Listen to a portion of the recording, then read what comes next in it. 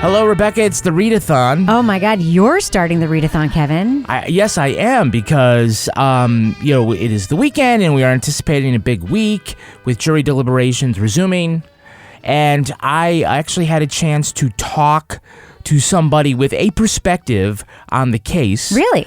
A Massachusetts state trooper. A Massachusetts state trooper. Detective, yeah. I was at an event, and I'll just say this is somebody that I know from my past. He's a detective with the state police. He doesn't work in that county. He doesn't know all of the principal people there. You know, some of the supervisors and things like that. Mm-hmm. But he doesn't know. He doesn't know Proctor. Protsky. Oh. He doesn't know Proctor. Protsky is going to be like the fictional name for the Hallmark movie. Yeah, Detective right. Protsky. You don't know anything. He's not necessarily buying the view that we have, which I think is probably what we would expect. Right. But he's not. But he kind of explained why, like for him, even though he's not 100% into the story. Yeah. What he thought. So I thought it might be interesting to share. Sure. Can I ask you a quick question? You may. When you say he's not quite buying our point of view, like has he probably, because he works, hasn't been watching the trial like every single day. He's probably getting the story filtered through colleagues and stuff, right? Well, the media. Okay, great. Yeah, but also colleagues, they're talking about stuff like that, but they also come at it with a certain point of view. So Wait, can I just say one more thing? Sure. When you talk about the media, I will just say something about the media. Mm-hmm. Unless you're like listening to Canton Confidential, mm-hmm. right? Like the television station that's making the podcast. And unless you're watching, the trial, if you're just reading like the Boston Globe or other newspaper accounts, if you're just watching the evening news reports, you're not getting like, by the way, a scientist went up on the stand today and completely destroyed, the prosecution case by proving that this couldn't design. They don't say that. They just say like another day in the Karen Read case. Right. Like they just don't get into it in that level. So I don't think that the average person who's not really paying attention, even a state trooper who, you know what I mean? So I understand what you mean. Okay. Anyway, so what did you find out? Okay. So again, he's not trying to persuade anybody. This is just a conversation, right? And I think that people might find it interesting as to what somebody who is in the system but not involved in this investigation thinks. 100%. Okay. So the big concern he has as far as buying into the idea that there's not the conspiracy part, but that evidence was planted. Mm-hmm. That he just having been decades in law enforcement, he says that just doesn't happen in real life. He says, certainly not. He said, and I'm quoting him, this isn't Louisiana where we're going to go string somebody up, which might have been very colorful, but he's trying to say the reason that doesn't happen is says you go to jail for that, right? So it isn't kind of like we're doing a speed trap where it isn't very casual. In his personal experience, that's not something that happens willy-nilly. So it's hard to start from that point. One of the other things, when he said about Trooper Paul, he said he agrees that was a fucking disaster. Mm-hmm. He said he wasn't prepared. He said that when he has worked with people from that crash reconstruction team, like those people that you bring your report up on the stand, he didn't seem prepared, and he absolutely embarrassed himself and embarrassed the state police. Right. He's with that. When he said, how did you know this? And he said, crime scene told me. Yeah. Remember that? And they're like calling him the crime scene whisperer. So the crime scene told you. Well, he says that the state police understood that statement to mean that people from crime scene services told him, because that's how they would have said that. How do you know this? Crime scene told me. That's or actually, investigators. That's what I thought he meant when he first said it, to be honest with you. Yeah. Until he confirmed when Jackson asked him the follow-up question what it meant. Again, like a real big fool. Yeah. Some of the other things that he had observations for. Dog bite. Mm-hmm. He said that he has seen, dog bites from canines, from police canines. And what a trained police canine will do is that when they go for your arm, they'll go and latch on. Right. Unless they don't get a good bite, and then they'll do it again. Right. But a trained police dog will not be going, gah, gah, gah, gah, bite, bite, bite, bite. Is it his understanding that Chloe is a trained police canine? No, he doesn't. No. Okay. No. Yeah, I'm just curious. No, that's what I'm about to say. Right. He does that isn't a trained dog. Correct. But his, as far as it being his perception of that is, okay, that's what he looks at dog bites on an arm. That's generally how they tend to look. But that's also because the bites were inflicted by a trained canine. Right. So the grab and hold. The grab and hold. Exactly. Right. Exactly. Oh, well, I guess we should talk about Proctor. Again, he doesn't know Proctor personally. The whole thing, he just knows the whole thing looks bad. Yeah. That he seems to be really bad at his job. He doesn't know what to make of the idea that there's a federal investigation. Other than that, historically, it's not the first time the FBI has looked into a law enforcement organization or a law enforcement official. Mm-hmm. But he has no insight on that or can divine what that might possibly mean. Right. But he knows that everything that I said looked bad. Yeah. Does that mean that he planted evidence and started a conspiracy? He doesn't necessarily think that that's what that says. Right. But he knows that looks super, super bad. He admits that. And he says that Lolly, yeah. When he did his closing arguments, he said the one nugget that he took away from that he thought was a good thing that they brought up was, all these text messages talking about her looks and looking for nudes and all this other stuff, horrible, repulsive, but he said, this is a safe place. He thought he could be completely honest and no one would see this, but what he never texted was, I planted evidence. Right. I did that. Right. That's what I said. Yeah. So he said, okay, so you made 2 ounces of lemonade out of 50 lemons, but I thought, okay, that was one point that he thought.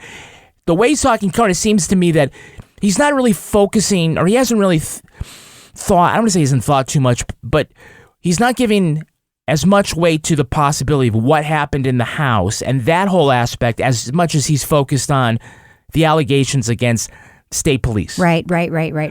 So he would be naturally, he was not defensive in his conversation. And I kind of know this because there was a third person there who seemed to know almost nothing about this. Right. And so I kind of let him do the discussion as far as describing what happened. Yeah. You don't want to put somebody at, on their back heels who's a nice person, right? But that's actually the best way of determining what his perception was. Right. Tell it back to him. Right. Let me listen to that. Right. And a couple times I would pop in, about the arm or whatever like that. The only thing he did kind of say about that was, he said, what is the saying that 2 people can keep a secret if one of them's dead? There's 12 people in that house and it's a conspiracy and nobody said anything. I'm not buying that. And I said, yeah, but we don't know that. Yeah. We don't know that no one hasn't. Nobody has testified that. That's right. That's my thing. We don't know that everyone has kept the secret. We actually don't. We don't know who's talked to. Correct. We don't know who's talked to federal authorities. Right. And B, we don't know who might have just said something let something slip to a friend, and that friend became the leaker. That's or whatever. right. But it certainly seems like somebody leaked something. And we also don't know who's just lying on the stand. I mean, we don't know. Yeah, and also, I actually believe that there's a reason why someone sent this tip, right? Mm-hmm. Somebody has talked, in my opinion, about something, and we just don't know yet. And that's very plausible. But anyway, go ahead. Yeah. He said there was something about, the cameras and the time codes and stuff like that. And he said that ended up being against some some deviation from Investigation 101. It says when you go get a Ring camera, which they've used in a lot of things, about the time codes, times being off, is that the Ring camera may say it's 12 o'clock, but it might actually be 12:05, and it's just the camera that says that. So the first thing that they do, I guess, either right as or before they take the camera, is that they synchronize it with another clock. Mm-hmm. So they might take out their phone and they say, okay, well, according to my phone, it's 12:02. Mm-hmm. And they use something called UTC, Universal Time Code. Right. And in the military, they called that Zulu. So it's basically, it's just trying to sort of have a way to, calibrate everybody's timepiece. Right. So, and there was a great example in the trial about these different apps and the phones and stuff like Waze that. Versus Google Health. The times were all off a little bit, right? Yeah. So that's, one thing that he spotted is okay, that was a mistake in the investigation. He basically said the crash reinvestigators that he worked with are always very squared away.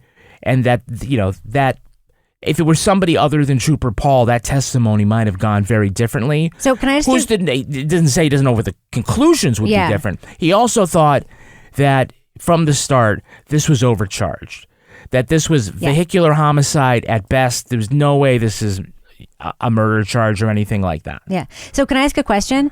Was he sort of intimating that like he would have investigated this differently had it been his case? Was that's sort of what your takeaway was? He would have taken different steps potentially. Yeah. Well, I don't know. Yes. I mean, I guess I could infer that. The closest I came to that is I just said, well, look, if there were no Karen Read and it was just you found, and I didn't say you, but they find the body. And you see all the activities of the people in the house, the getting rid of the phones, the butt dials, the getting rid of the dog and all this other stuff. You would have found that suspicious, right? And he's like, yeah. And he said, he goes, when we do this, I always think about my cousin Vinny. He says, I shot the clerk. Yeah, oh my God. So when she said, exactly what Ellen said. I hit him, yeah. That's exactly what Ellen said on Ellen and Rabia, that the I hit him could have been more of a did I, like in the moment. Yeah. Certainly if somebody says that to you.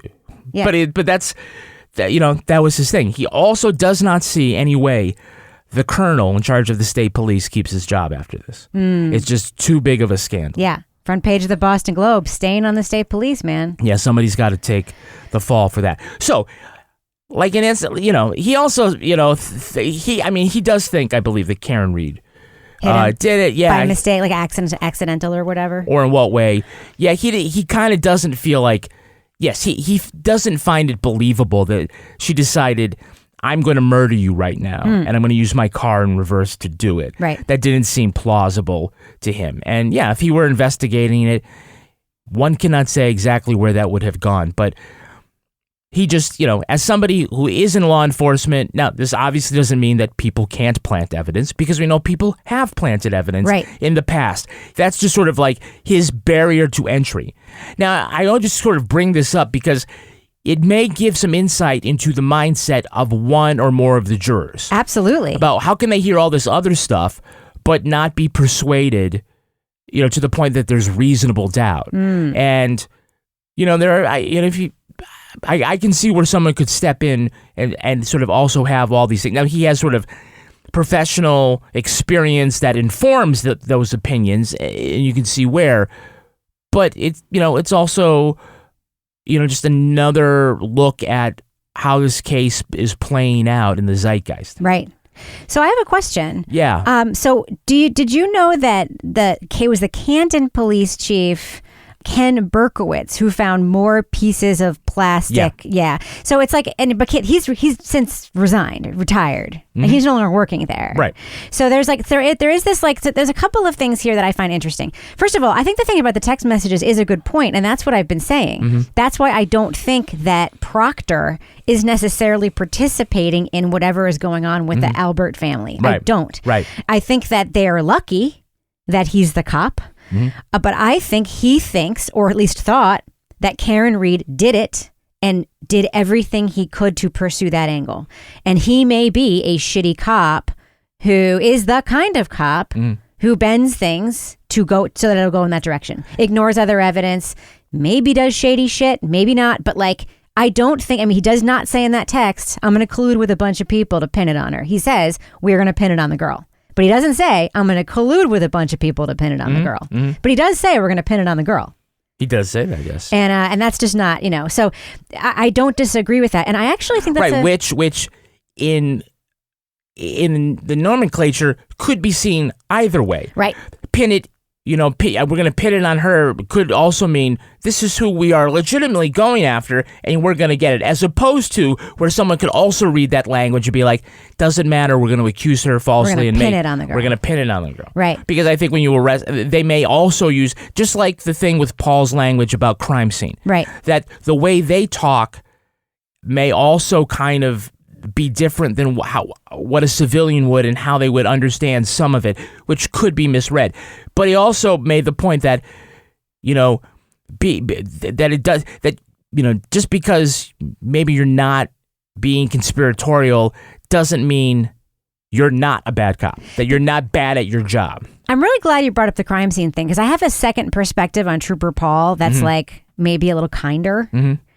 When he first said crime scene told me, I actually think he was talking about people who work in crime scene telling him. Yeah, that's how everyone did. And then he got tripped up by the crime scene, and then he answered those questions affirmatively.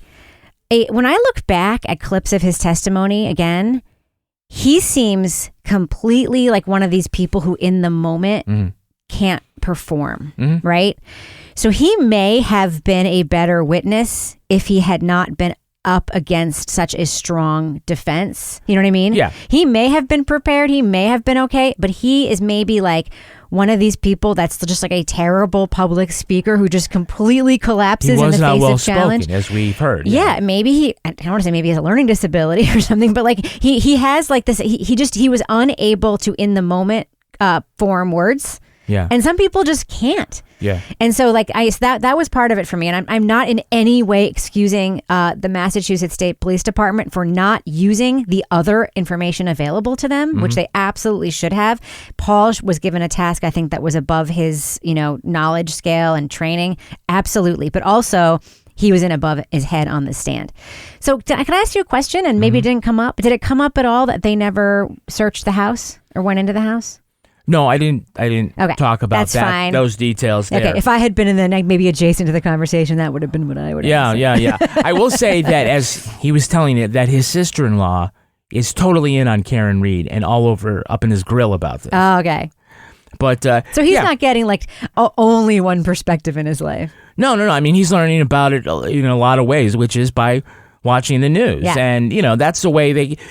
but I always thought, well, maybe there's, some talk around the barracks. And there's a lot of talk around the barracks. Of course there is. Because this doesn't look at, and there, some of them are reflexively, no, we got the right person. And of course, this is just really. He sounds thoughtful for someone in the inside who's probably under a lot of pressure to hold the company line, right?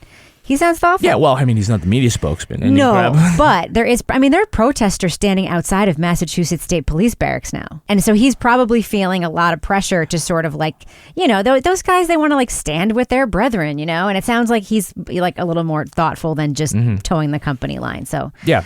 Interesting, Kevin. Well, thank you for filling me in on that inside info. That's super interesting. It is, isn't it? Yes. And so here's what's going to happen. Tomorrow, the jury is going to come back. And what we've learned about Massachusetts state law is that if they come back again and say they are hung one more time. By come back, you mean that they're going to come out of deliberation into the question courtroom. And if they are not asking a legal question, if they come back and say we are unable to come to a verdict, we are deadlocked, the judge has an instruction that she has to give them. It's a carefully worded, precise instruction. The dynamite instruction, which is basically like, I'm not going to read it out loud, but you can look it up online if you want to, listeners. It's like you have to go back in, and it's worded in one specific way. It's basically the final time she can send them back and deliberate again with this one carefully worded instruction. And if they can't do it then, it's a mistrial. The thing is, then she can declare a mistrial. Is sort of the way it works. So it turns out, and doing my research over the weekend, that Bev Cannoni did have this happen to her in a previous murder case, where there was somebody on trial for he did actually kill the person, but it was a question of competence. Yeah. Jury was hung. She did the dynamite instruction. They came back, still hung. There was a second trial. Jury was hung again, issued the dynamite instruction. They were able to come to a verdict. So she's got experience with this dynamite instruction. She does. We should be prepared potentially for that. If they come back again and say they're hung again, she knows how to do it, and that's what she's going to do. Right. Or the other thing that happened on Friday, which we didn't talk about because we, only spoke very briefly.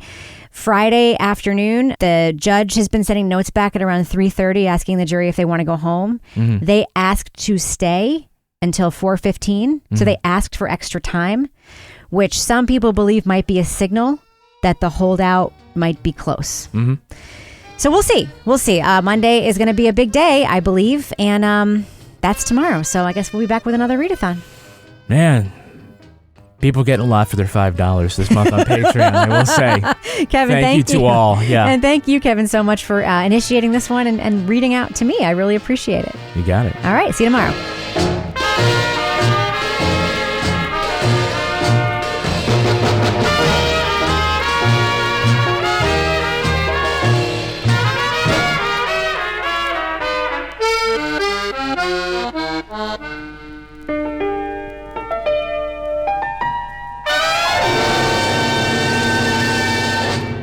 Partners in Crime Media.